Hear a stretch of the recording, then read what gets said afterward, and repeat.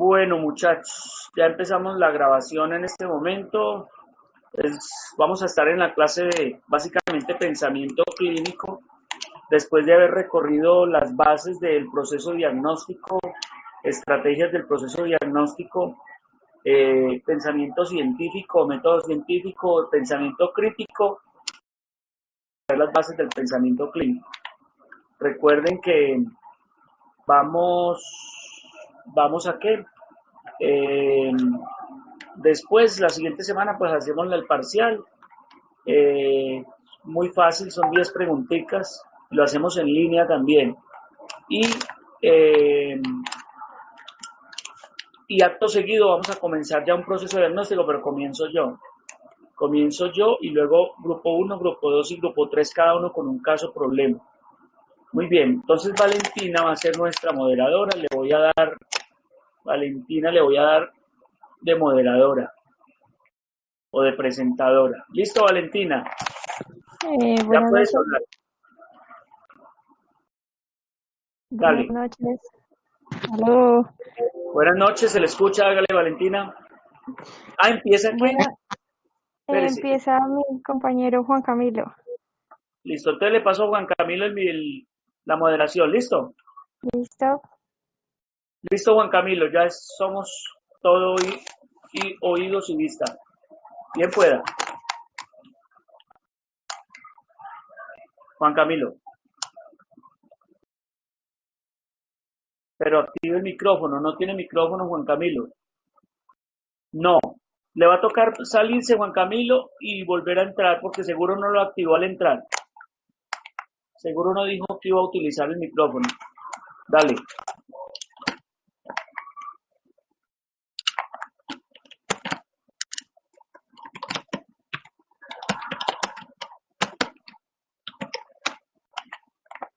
Listo.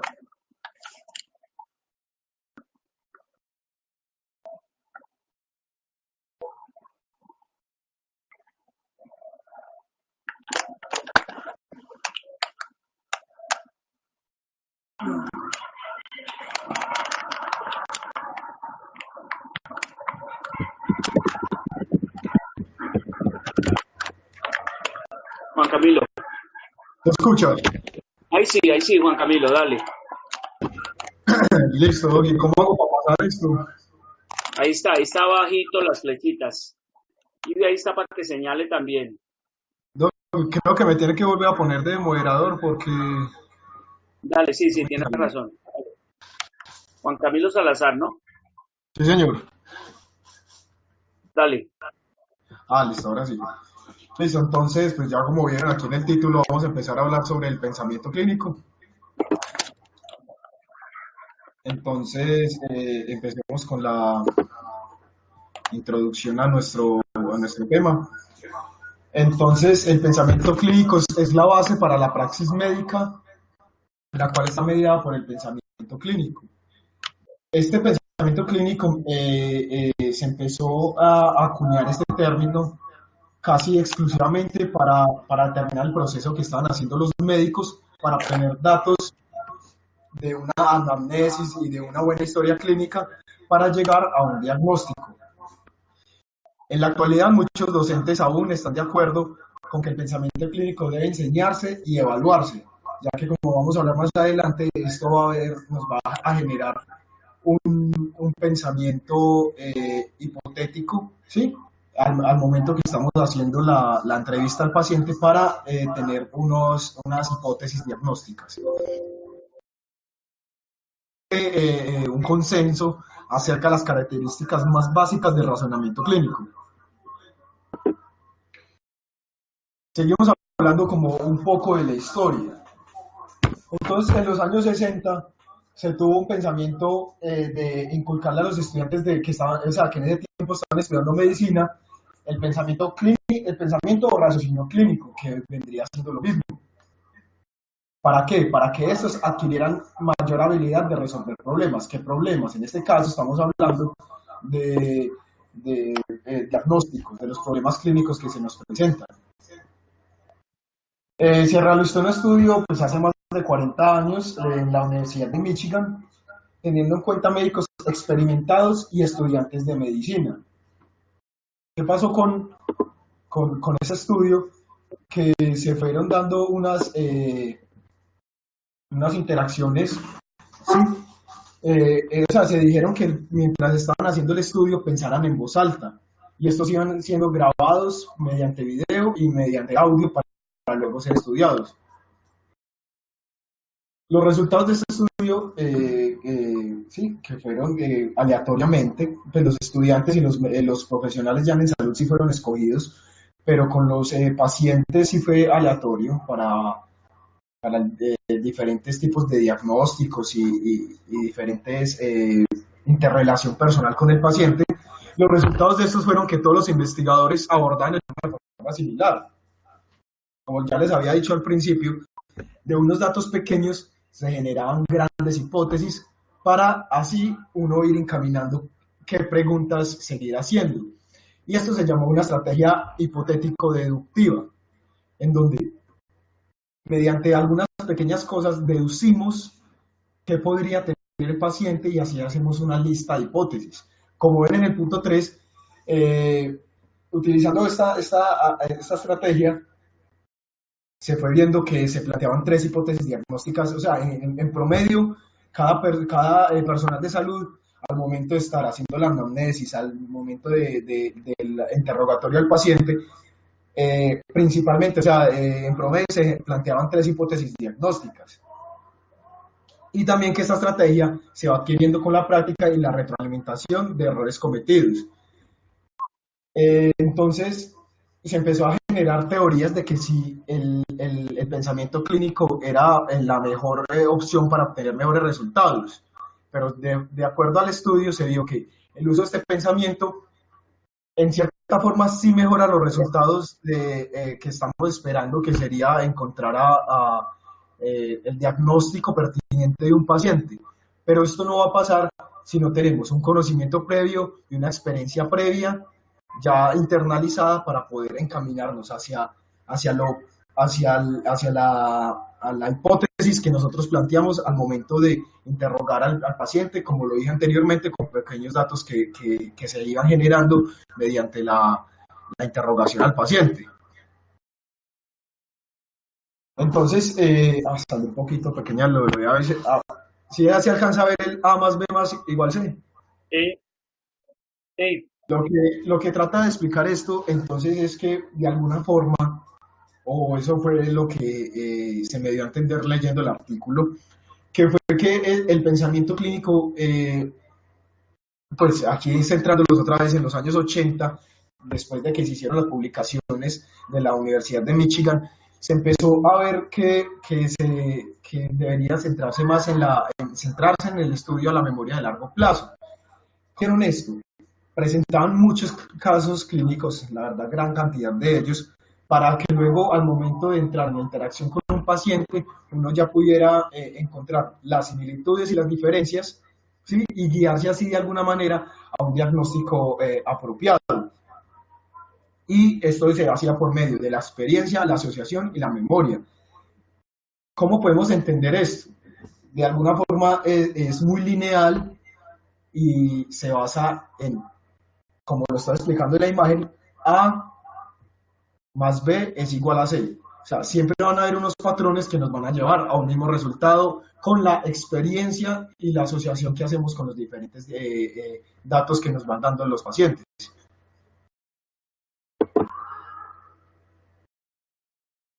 Aquí ya sigue el compañero Prieto. ¿Quién sigue? Sebastián Prieto. ¿Perdón, quién? Sebastián Prieto. Listo, Sebastián. Listo, es que apareció esta imagen primero, pero bueno, lo que en sí decía la imagen por detrás es que tenemos que tener en cuenta un término, el cual es exchange, que lo dijo la Universidad of Calgary, que lo que significa es que una estructura que se organiza en la mente de los expertos, y cuando esto se organiza, se va a generar un patrón, como lo podemos observar en esta parte de acá, este esquema. Entonces, ¿qué pasa? este esquema que se ha formado en la mente de los expertos, hay que tener en cuenta que esto solo lo van a poder realizar médicos experimentados. ¿Y esto sirve para qué? Esto le va a funcionar a los médicos experimentados para que cuando les llegue un paciente tengan una ruta, es decir, tengan por así decirlo, 3 visualizaciones, como se ve acá, 3 visualizaciones. Entonces, ellos en estas 3 visualizaciones tienen como un plan A, plan B y plan C. Dependiendo si la mirada del paciente, por ejemplo, la serie de signos y síntomas que presenta el paciente, los síntomas que presenta el paciente nos hace guiar más hacia el plan A, pues lo que vamos a hacer es seguir esta ruta, lo que nos va a generar una serie de hipótesis, lo que nos va a llegar al diagnóstico del paciente. Pero esto no solo nos sirve para generar el diagnóstico de un paciente, debido a que esto también el médico experto lo va a tener en mente para tener conocimientos previos, es decir, el médico esto lo va a tener para tener conocimientos previos al momento de dar una explicación o algún tipo de caso. Entonces, hay que tener muy en cuenta que para que el médico llegue a este punto, debe tener unos conocimientos muy amplios de anatomía, fisiología y clínica. Es decir, este tipo de conocimiento no se adquiere de la noche a la mañana. Es un médico novato, como lo seríamos en este caso nosotros que nos estamos formando, no podemos ir directamente a aprender este esquema de patrones. Por eso es que las universidades no se guían a enseñarnos este esquema de patrones, debido a que eso se va aprendiendo con la experiencia a medida que vamos viendo pacientes y pacientes. Y esto nos va a generar una ayuda debido a qué? Debido a que ya después de tener este esquema, lo que podemos ver acá, en un futuro nos puede llegar un paciente con la misma sintomatología o con una sintomatología similar a lo que nos llegó anteriormente, en un caso anterior. Entonces, ¿qué va a pasar? Que ya nos podemos guiar dependiendo de que si nos llegó con una sintomatología muy similar a una patología que ya conocemos, y en vez de seguir este esquema de patrones uno por uno, lo que se va a hacer es ir directamente hacia el resultado que queremos hallar. Entonces, pues sí, luego tenemos que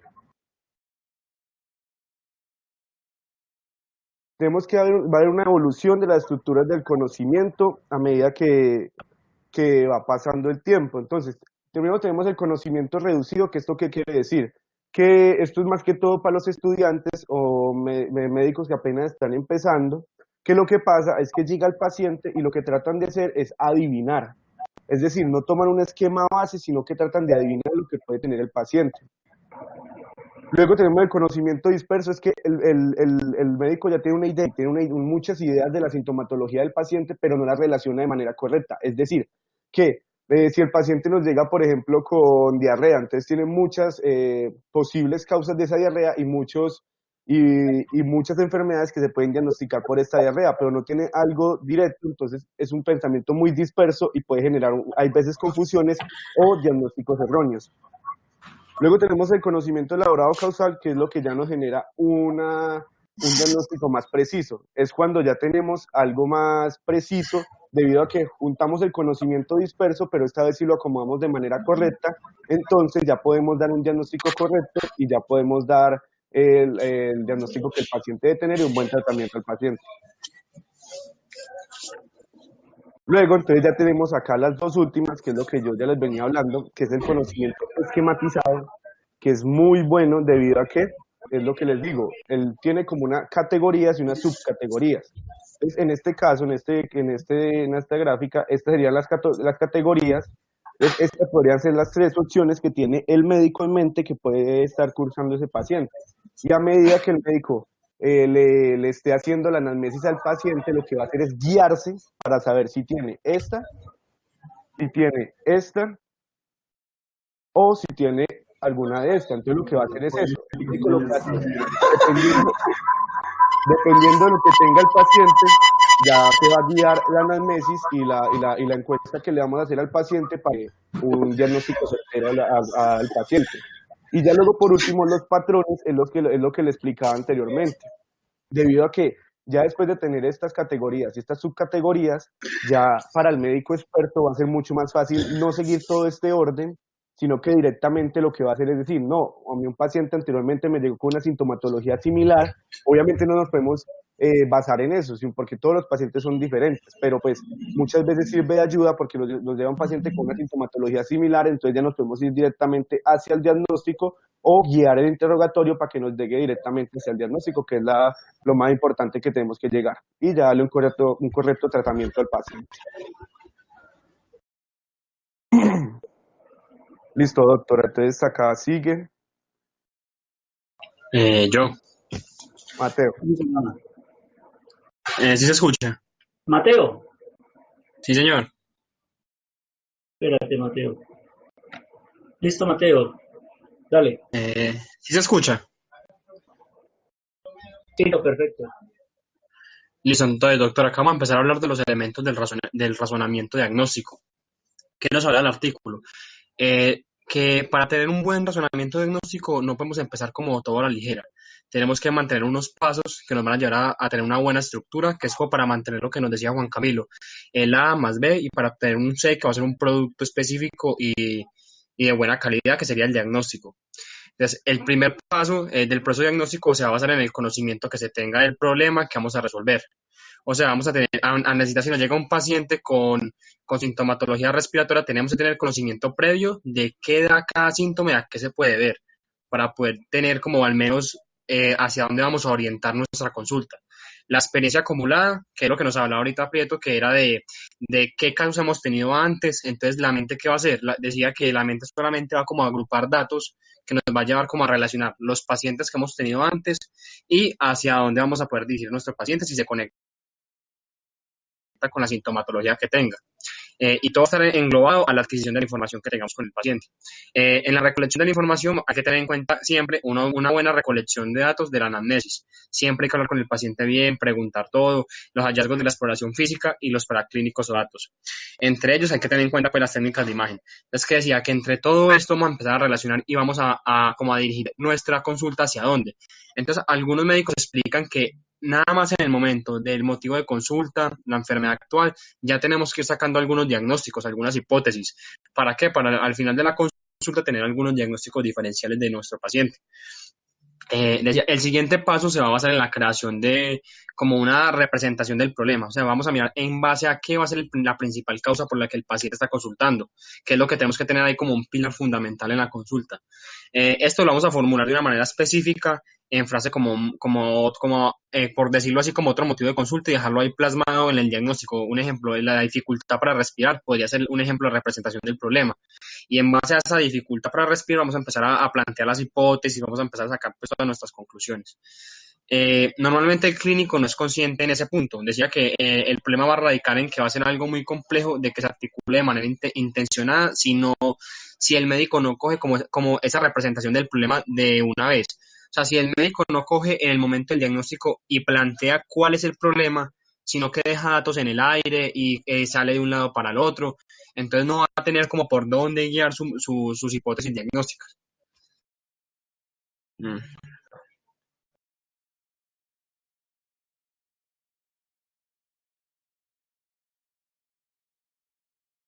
Listo, entonces acá en la generación de la hipótesis y su refinamiento.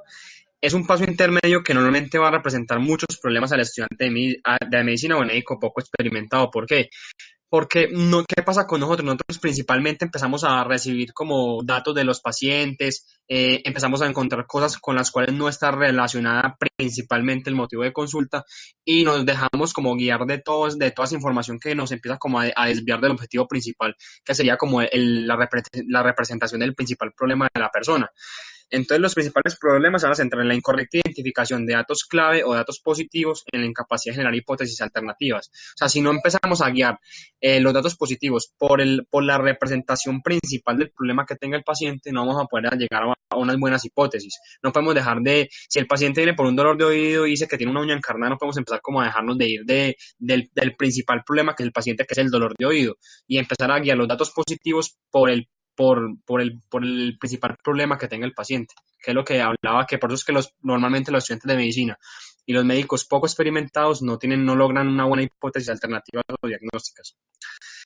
Hablaba de que en el ámbito médico hay que tener en cuenta el desarrollo de la vida al redactar excelentes enfermedades actuales, ya que en este momento donde ya tenemos que tener al menos un indicio hacia dónde va el paciente y hacia dónde van nuestras hipótesis diagnósticas.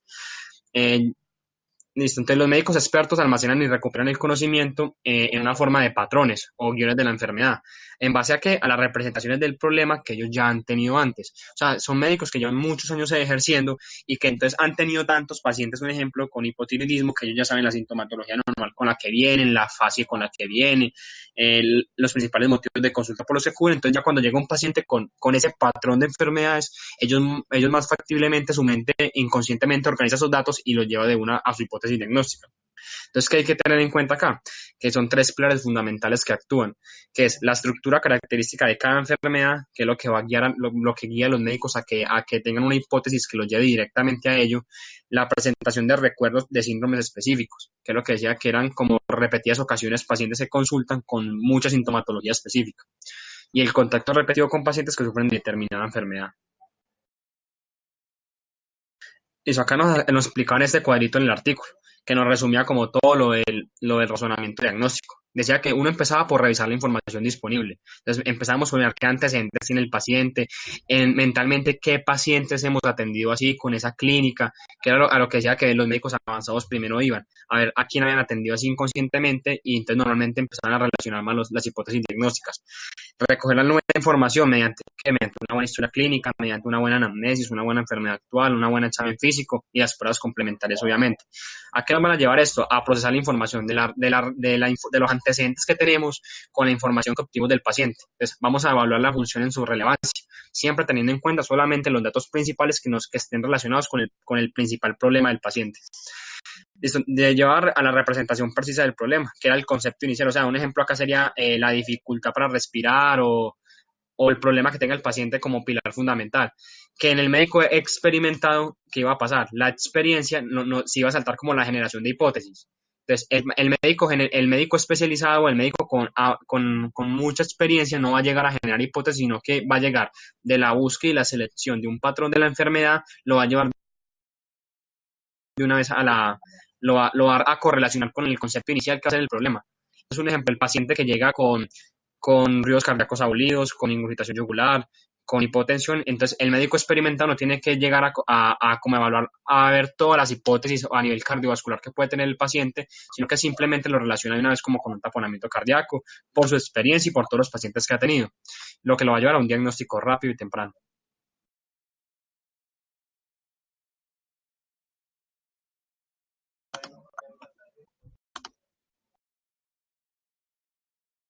Listo, acá ya como para terminar nos daban un ejemplo de qué pasaba con los médicos poco experimentados y con los médicos más avanzados.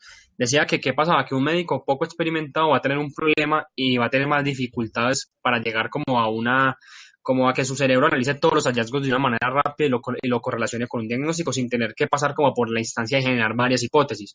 ¿Por qué? Porque no puede explicar como tantos hallazgos en un solo momento sin ir como paso por paso. Lo que pasaba con el médico avanzado, que él solamente hace un resumen como pequeño del caso, lo más relevante, la edad, el sexo, las circunstancias clínicas, los factores de riesgo del paciente, y con mayor facilidad a partir de esta va a generar hipótesis diagnósticas más relevantes y más rápidas para el paciente. Entonces, ¿esto qué pasaba? Que la historia clínica es muy importante porque mediante ella, el examen físico y los paraclínicos nos vamos a llevar a ver si el paciente tiene o no tiene las hipótesis que ya tenemos como referenciadas mentalmente. Listo, Doc. Acá ya sigue Valentina. ¿Valentina o Carlos? No, ahí sigo yo. Ah, listo. ¿Quién? Carlos Carlos Andrés Andrés. Echeverri. Con I latina.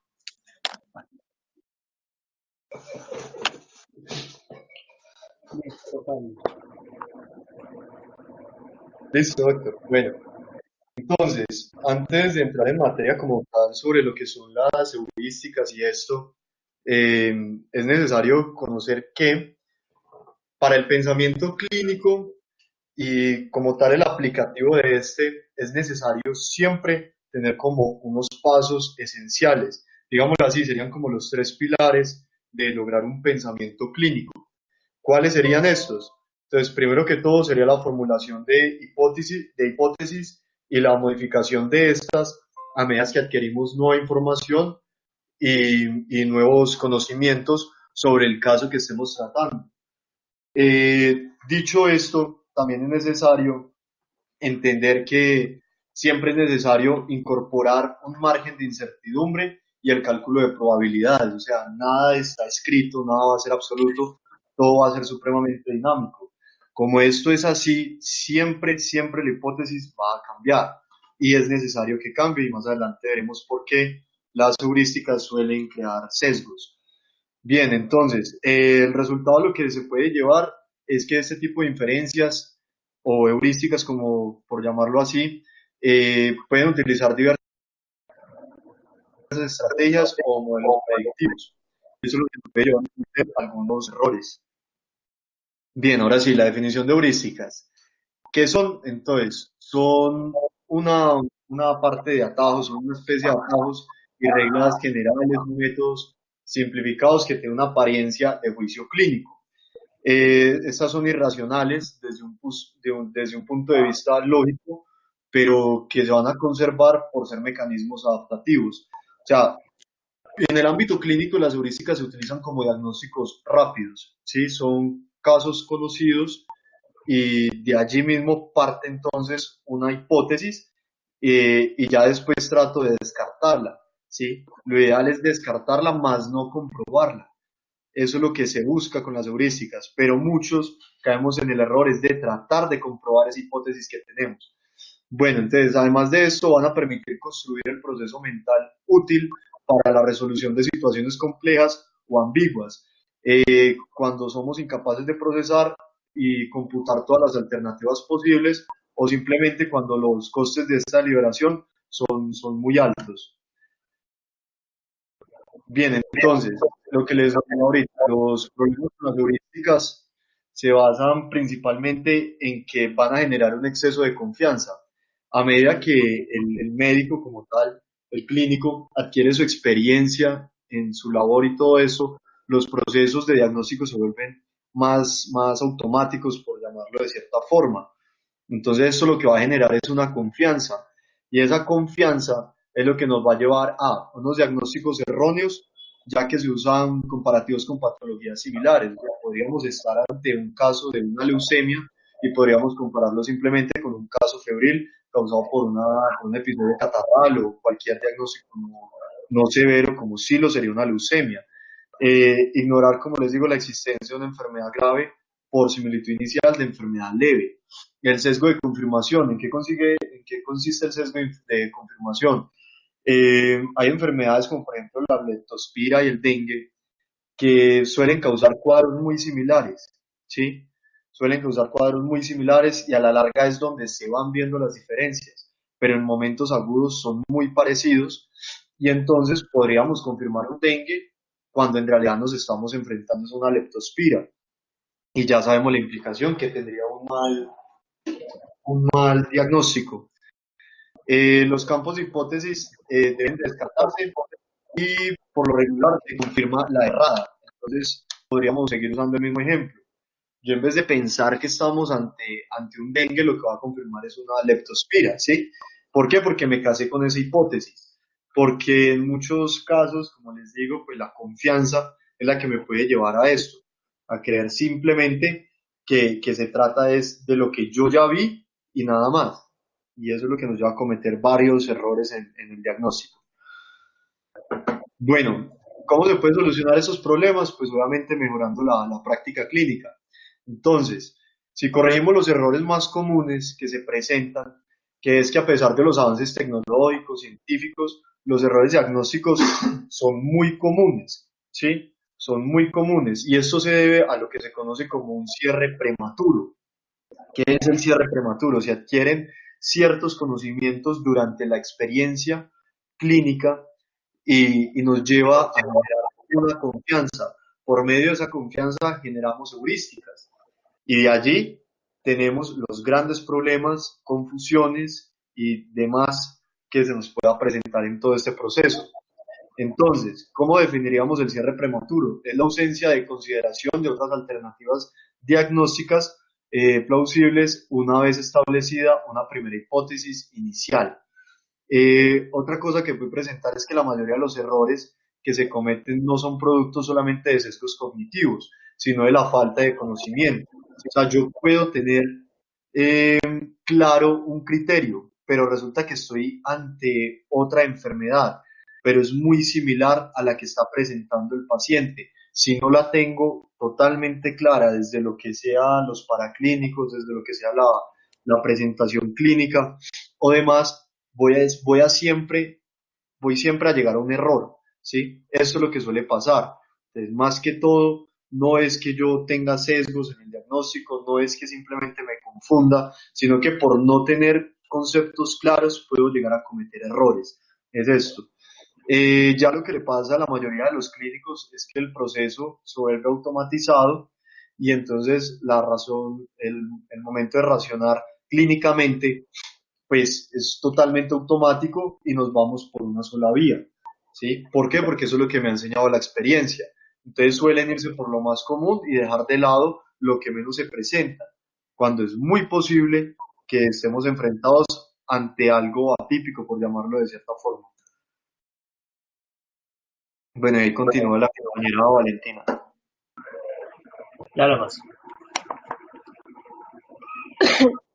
¿Aló? Valentina. Buenas noches. Listo, Valentina, dale. Bueno, entonces voy a hablar sobre las estrategias docentes que se pueden hacer en cuanto al razonamiento clínico. Y bueno, la primera es la experiencia directa con los pacientes, que esto ya es la adquisición de habilidades en razonamiento clínico, ¿sí? Entonces, ¿esta en qué se va a basar? Va a ser en recoger la información y los estudiantes pues van a recoger esta información escuchando al paciente y estos la van a transformar en historias clínicas que sean coherentes, donde pues se podrán poner datos más relevantes y así pues presentarlas, ¿sí? Como por ejemplo, digamos, mujer de 46 años que presenta edema malleolar hipertibial en las últimas 2 semanas, en fin. Entonces, a partir como de ese breve caso clínico, entonces se le va a pedir al estudiante que haga ciertas hipótesis con respecto pues a esa presentación que, que obtuvo pues con la recogida de sus datos. Entonces, pues digamos que el estudiante salga con ejemplos como insuficiencia cardíaca, insuficiencia venosa, en fin. Entonces, también se le tiene que enseñar pues al estudiante que haga preguntas relevantes, que, que específicamente pues vayan a buscar los hallazgos pues que vayan como a encontrar en el examen físico, ¿sí? Y pues también pedirles que soliciten 1 a 4 pruebas diagnósticas para así pues llegar a un diagnóstico. Em, ya otra estrategia o bueno, se me olvidó decir algo, perdón. Es muy importante pues que los estudiantes sepan elaborar los diagnósticos diferenciales para que así pues puedan pues, razonar y dar como distintas representaciones de las enfermedades, ¿sí? Para que así las puedan como analizar en grupo. Ya, entonces bueno, ya en cuanto a los diagnósticos diferenciales, entonces bueno, es importante que pues los estudiantes sepan eh, comprobar las diferentes opciones que tengan ahí, pues los diferentes diagnósticos, pues ya que estos opciones no son y esto entonces es muy importante porque eso refuerza pues, su capacidad de construir patrones pues, de las enfermedades, ¿no? Y es importante es importante que el estudiante sepa hacer los, los puntos de anclaje eh, porque estos puntos de anclaje son como las presentaciones típicas de las enfermedades más frecuentes. Entonces, una vez que eh, las caracterizan, pues les pueden fijar en la memoria y cuando vean otros casos similares, pues ya es mucho más fácil llegar a un diagnóstico, ¿sí? Bueno, la minuciosa recogida de la información, pues como ya lo hemos dicho, es importante pues que los estudiantes aprendan a reunir la información y los hallazgos y las hipótesis pues en la historia clínica. Una forma práctica pues es la presentación de un caso clínico. Entonces, digamos, un ejemplo es varón de 53 años con ictericia, hipoluria de 1 semana de evolución. Entonces, Esto pues los llevará como a un amplio conjunto de posibilidades diagnósticas y pues ellos ya pensarán en, no sé, en hepatitis, obstrucción, lo que sea. Y después, después de que tienen ya este concepto inicial, por así decirlo, entonces ellos van añadiendo otras porciones de información adicional que sean relevantes, como digamos que el paciente tuvo una cirugía abdominal hace 3 años, que tiene náuseas. Entonces, pues sí, todo lo que lo que el estudiante crea que pues es relevante, ¿no? Entonces, pues también decía que pues si el estudiante tiene como cierta incertidumbre, es bueno pues que el docente le diga como que tome decisiones y que mande diagnósticos o qué tratamiento, digamos, pueda pues eh, poner en el paciente. Y pues hablaban pues de hacerte como unas preguntas, como cuáles son las posibilidades de determinado diagnóstico, cómo influiría un resultado de una prueba en el manejo del caso, los beneficios de empezar un tratamiento superan los riesgos, el beneficio supera el riesgo, o pues qué prioridad exige el caso. Entonces, es importante que los estudiantes pues aprendan a hacer todo esto, ¿no? Ya para concluir, entonces, uno de los principales objetivos de un profesor clínico es promover la capacidad del razonamiento clínico. Probablemente la mejor estrategia para enseñar razonamiento clínico es exponer al estudiante tutorizado por grupos experimentados muchos ejemplos, tanto exitosos como incorrectos en el proceso de razonamiento. La información necesaria para abordar problemas clínicos debe adquirirse y organizarse de forma que sea fácilmente accesible y pueda aplicarse en la resolución de un problema clínico. Según el nivel de experiencia, la recuperación de esa información y su procesamiento pueden hacerse de una forma intuitiva y automatizada o siguiendo un modelo más analítico. Y pues la formación aportada por diferentes ámbitos del conocimiento permite mejorar la identificación de errores y perfeccionar la calidad de nuestros diagnósticos y decisiones clínicas. Entonces, ya, gracias. Bueno, muy bien, muchachos. Permítanme un momentico. Yo me ubico acá. Entonces, lo primero, muchachos, ya yo creo que con suficiente ilustración han podido, a través de estas tres presentaciones, ver la importancia. Yo pienso que es un buen resumen de lo que es el pensamiento clínico.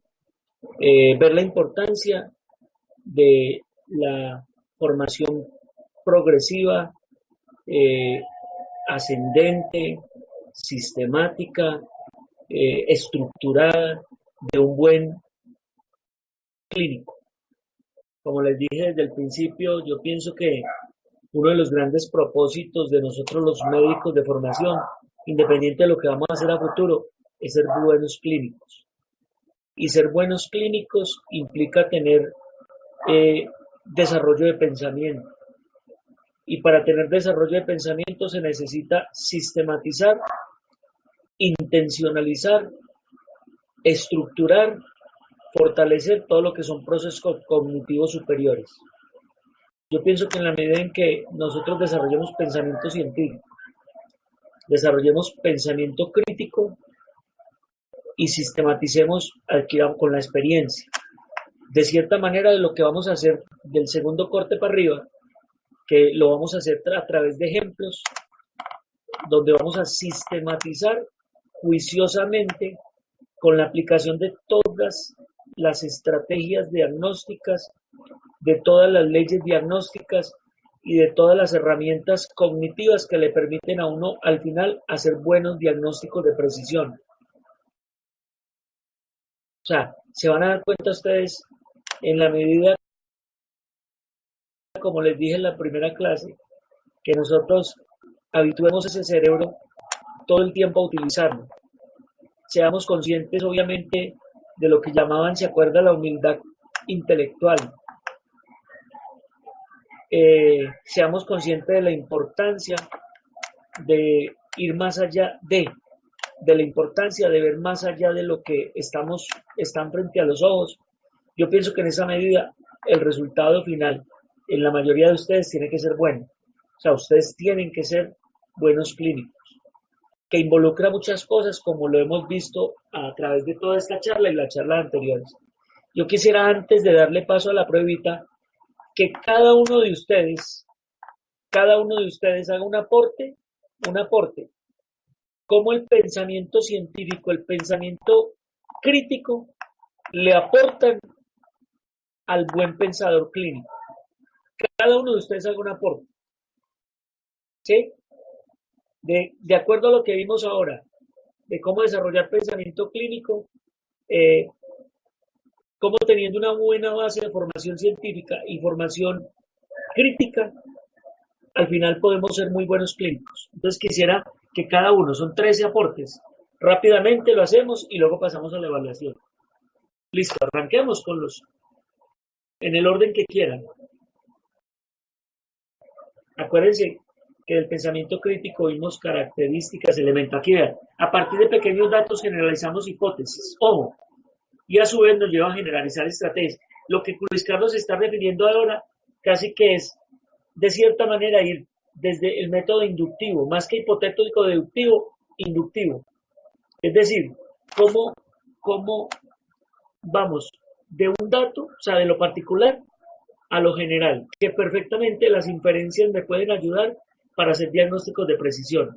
La experiencia me ayuda para utilizar lo que llamamos la estrategia de la gestal, estrategia de la forma o estrategia de la forma gestal, la forma o el patrón. Como a partir de un dato, pero yo viendo muchos pacientes puedo llevar, pero también puedo tener sesgos, puedo tener errores. Entonces, el primer aporte. El segundo aporte, vamos despacio, cada uno escríbanlo y luego lo ponen. La mente abierta que debemos, vamos despacio, Fabián, vamos despacio. La mente abierta que debemos tener en el pensamiento crítico nos puede ayudar porque nos lleva a no casarnos con un diagnóstico y poder que tengamos patrones que nos indiquen algo preciso, no me descarte otros posibles. Muy bien, ojo, tener dudas, tener incertidumbres, pensar en la posibilidad de equivocarnos es bueno, Mateo. Es decir, no aminorar los famosos errores cuando uno empieza a hacer heurísticas, cuando uno empieza a emitir hipótesis, cuando uno empieza a ramificar a partir de datos. Eso está muy bien, Mateo, muy bien. Fabián, cómo a través de herramientas como la historia clínica bien hecha, donde recolectar datos, así sean pequeños, nos pueden llevar a concluir algo específico. Pero no hay ningún aporte a ver del método científico, el método, de pronto, cómo recogiendo una buena información, esa es la ley de la mejor información, se logra llegar a buenos diagnósticos. Mauricio Cabrera, despacio. Teniendo una buena base de pensamiento clínico, nos podremos guiar hacia un problema del pensamiento de una manera objetiva y guiada. Muchachos, la palabra objetiva es muy importante. Objetiva. Hay que disminuir el porcentaje de subjetividad cuando estamos evaluando pacientes. ¿Sí? El guiado es, de cierta manera, nos lleva a la palabra sistematizar, ramificar. Ahí está lo que llamamos el método algorítmico. ¿Sí? Cuando utilizamos eso nos va mejor. Valentina, tenemos bases teóricas que las aplicamos en la práctica y esta experiencia nos permite analizar y enfocarnos en un verdadero problema y poder llevar a diagnósticos certeros. Mire, si nosotros no enriquecemos la formación, mire que uno de los mayores errores también resulta de que simplemente somos ignorantes. En la medida en que disminuyamos la ignorancia, en la medida en que enriquezcamos nuestro intelecto, las posibilidades de errar van a ser menor. Pero más que el intelecto y llenar la cabeza de basura o de información, hay que saber qué hacer con ella y cómo sistematizarla y usarla bien. Carlos Andrés, con experiencia clínica desde la base de conocimiento básico, de alguna ocasión entender que las hipótesis no son 100% seguras, que lo ideal es descartarla y de esa forma se confirma una sola. En las hipótesis hay que tener dosis de incertidumbre. Las hipótesis hay que descartarlas, una a una, para ir llegando a diagnósticos de precisión. Y puede no ser solo un diagnóstico, podrían ser varios diagnósticos. Pensar en complejidad, por ejemplo, que es la base del pensamiento científico también. Y una base del pensamiento crítico nos puede ayudar a eso. Sebastián, tenemos que tener en cuenta que aunque por nuestra experiencia, por nuestra inexperiencia, no podemos aún tener un pensamiento de esquema y patrones, lo que nos dará estabilidad es un buen estudio en todas las áreas, la experiencia que nos deja cada paciente. Hay que juntar teoría y práctica. Y no podemos ir a la práctica, una práctica sin teoría, como decía por ahí algún pensador, eh, pues sencillamente eso es empirismo. Hay que tener bases fundamentales teóricas adecuadas. Hay que nutrir nuestro intelecto, ¿sí? Hay que preguntarnos, hay que tener la duda, la humildad, lo que llamamos la humildad científica también. Hay que saber hasta dónde nuestro intelecto, lo que llamamos humildad intelectual, perdón, nosotros tenemos limitaciones también. Se deben tener una serie de hipótesis para así llegar a un buen diagnóstico. La hipótesis, el arte de generar hipótesis a partir de preguntas y eso, es lo que llaman las heurísticas. Desde la primera impresión ya debemos estar pensando hacia dónde queremos llegar. Y para esto vamos formulando preguntas que nos llevan por el camino correcto. Ahí estamos utilizando un poquito del pensamiento científico. El pensamiento científico parte de preguntas, va a observaciones, luego hipótesis, ¿se acuerdan? Esa secuenciación la estamos desarrollando ahí en lo que Juan Camilo está describiendo. Muchachos, ¿quiénes faltan?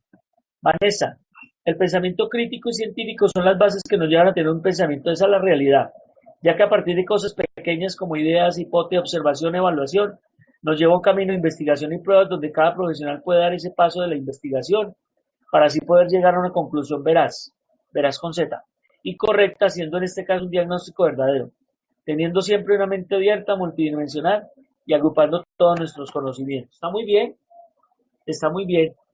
Si tienen claridad conceptual de que el pensamiento científico y crítico son la base de un buen clínico, la tienen clara. Si tienen claridad conceptual de que ver los problemas multidimensionalmente es la mejor forma de abordar y resolver los problemas de todas las dimensiones, pues nos va mucho mejor. Javier nos aporta de una manera que nos ayuda a tener un análisis estructurado y bien elaborado para poder dar soluciones a situaciones, problemas, sin olvidar que podemos ayudarnos en terceros o evidencia científica, totalmente. La colaboración, el trabajo en equipo, recuerden, eso hace parte también de un pensamiento crítico, nos ayuda a pensar. Creo que faltan pocos, Daniel ya dijo, a Daniel. Creo que es importante señalar la complementariedad de la parte subjetiva del pensamiento clínico, como sería la narración y anamnesis que nos da el paciente, y la parte objetiva que nosotros mismos con las bases de la academia, ¿cierto?, podemos obtener del paciente como un dualismo que hacen del pensamiento clínico. Sí, señor, la herramienta más eficaz para resolver el misterio del diagnóstico. Muy bien, Daniel, muy bien escrito. Me gusta la narrativa. Y sí, lo que habíamos hablado, aminorar la subjetividad es obligatorio, pero a veces es difícil sustraer el sujeto del objeto. A veces es difícil no inmiscuirse, que hace parte de que nosotros, tal como vemos y sentimos las cosas, así mismo las describimos. Pero en últimas, cuando uno confronta eso con la literatura, con los hallazgos, con la comprobación, aminora esa porción que puede estar generando error, que es ese compromiso cuando uno se enfrenta a un paciente, esa percepción que puede terminar siendo errónea. Humildad intelectual, muchachos, humildad intelectual, ¿no? ¿Alguien falta por aportar? Creo que no. ¿Alguien falta o no? Yo creo que no. Bueno, entonces vamos a abrir, vamos a pantalla compartida. Les voy a compartir la pantalla. Vamos a ir a Kahoot, cada uno. Mire qué pasa acá. Ventana de aplicación, toda la pantalla.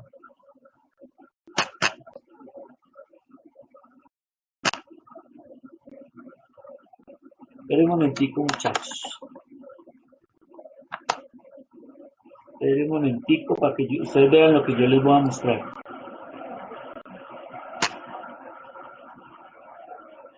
¿Listo?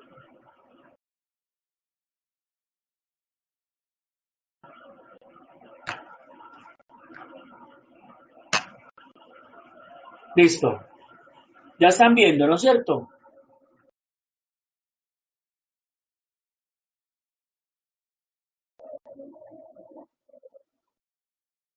Vamos a abrir.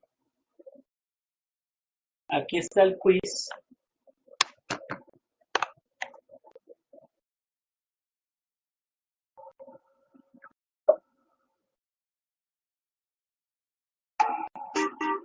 Espere, espere. Ya están viendo el código, ¿no?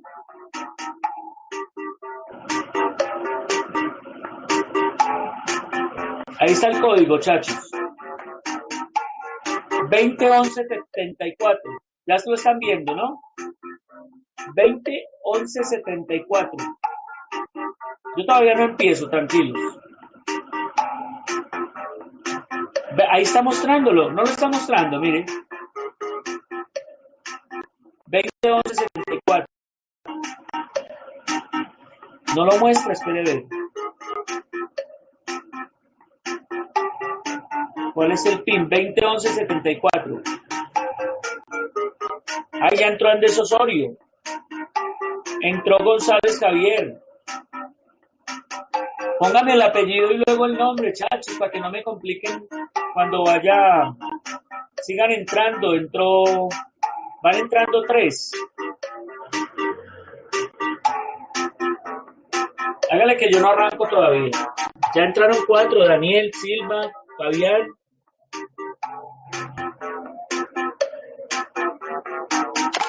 Ya van 7.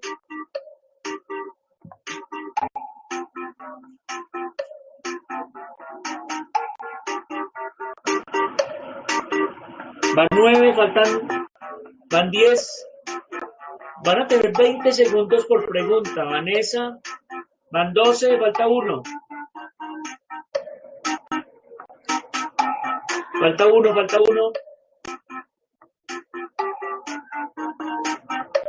Unito. Es muy fácil, las preguntas son demasiado fáciles. Falta 1, chachos.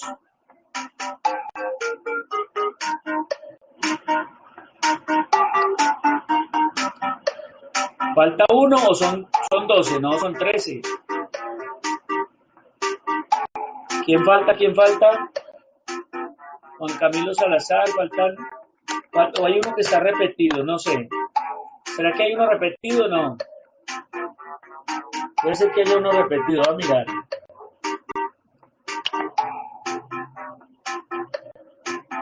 Aquí. ¿Ya están todos o qué? ¿Nadie falta? ¿Nadie falta? No, lea los que ya le aparecen. Ya los leo. Me aparece Valentina Pinzón, Mateo Jaramillo, Mauricio Cabrera, Luis Carlos Sosa, Juan Camilo Salazar, Andrés Osorio, Prieto Sebastián, Carlos Echeverri, Javier González, Daniel Rabe, Silva Fabián y Vanessa Aguirre. ¿Ya están todos? No falta nadie, ¿no es cierto? Nadie falta, listo. Ahora les voy a mostrar. Ya están viendo la pantalla, ¿no es cierto? Para empezar.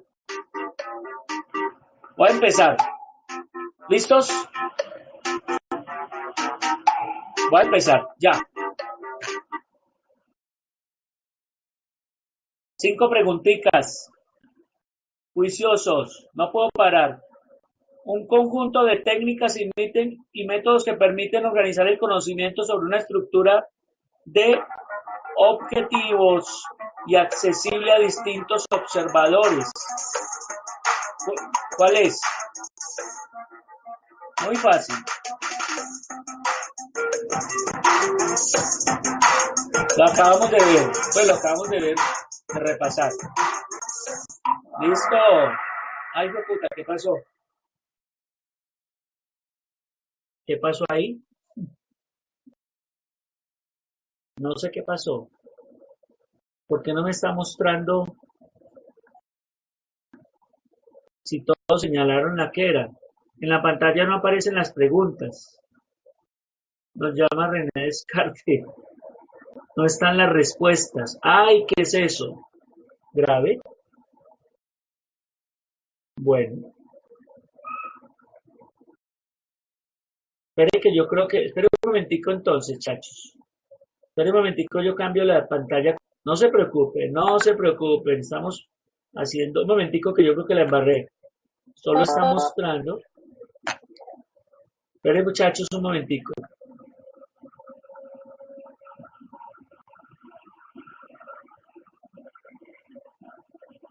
Ah, ya entiendo, chachos. Disculpen. La primera de las pongo ven a todos, no se preocupen. ¿Ahora sí lo ven? Yo creo que ahora sí, porque ya puse esta pantalla. ¿Listo?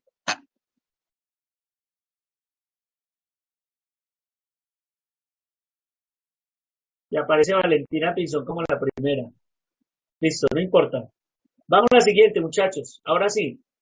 Que estaba mostrando la primera pantalla, la Micah Hooks. Ya. El pensamiento científico inicia con, ¿qué es lo primero? Y ahí están las respuestas.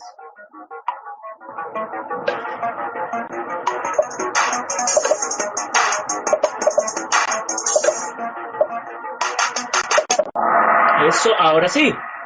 Ah, qué hijo de madres tan guapos. Muy bien. Recuerde que lo repasamos, ¿no? El pensamiento científico inicia con preguntas. ¿Sí? Bien. La siguiente. Son siguientes palabras, son características del pensamiento crítico. Una no lo es.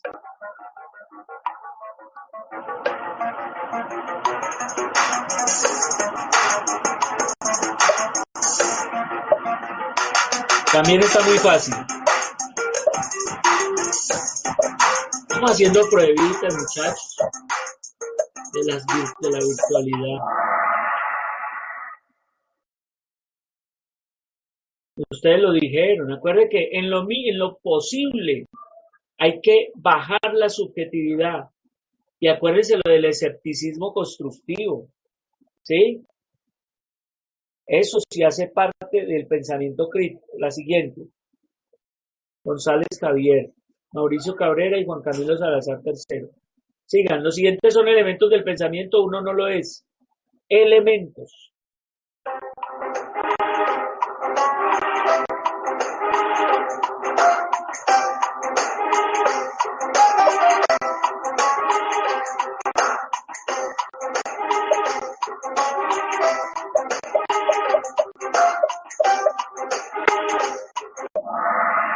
Eso. No, estos berracos están sobrados. Van a sacar 5 todos. No, qué tristeza. Javier, Mauricio Cabrera y Juan Camilo. Principios mencionados del pensamiento. Uno no. Principios. Recuerde que hay característica, elemento y principios. Oiga eso.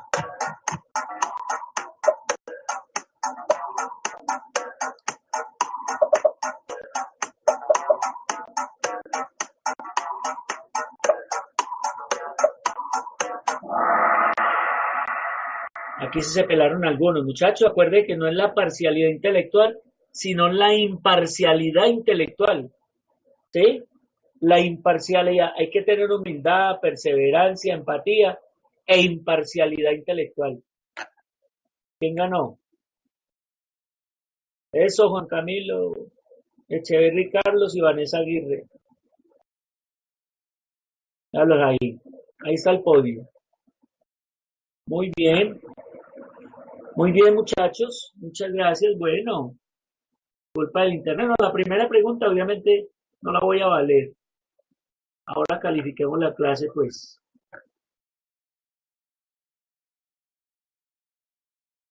De 1 a 5 la clase, por favor.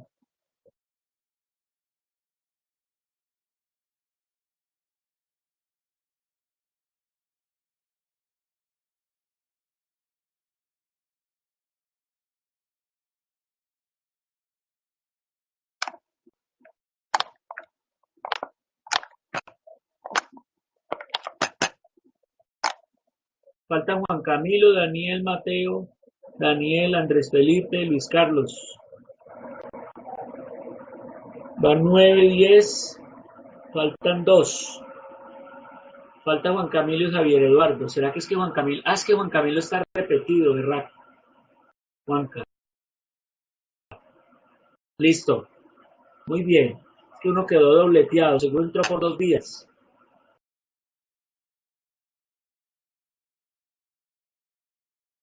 Espera a ver por qué este Juan Camilo me entró por 2 vías, hombre. Ah, Juan Camilo, ¿por qué está dobleteado? Juan Camilo y Juan Camilo, acá está, vea. Listo. Bueno, muchachos, muchas gracias.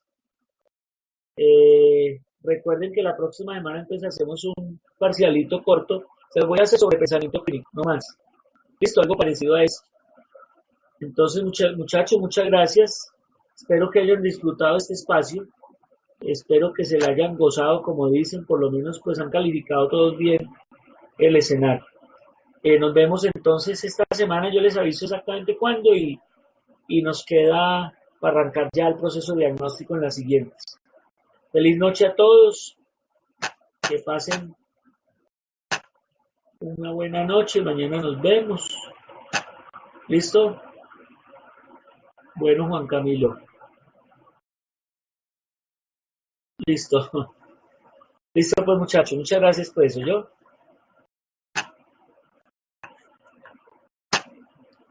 Ahí vamos avanzando hacia formar buenos clínicos. Hasta mañana a todos.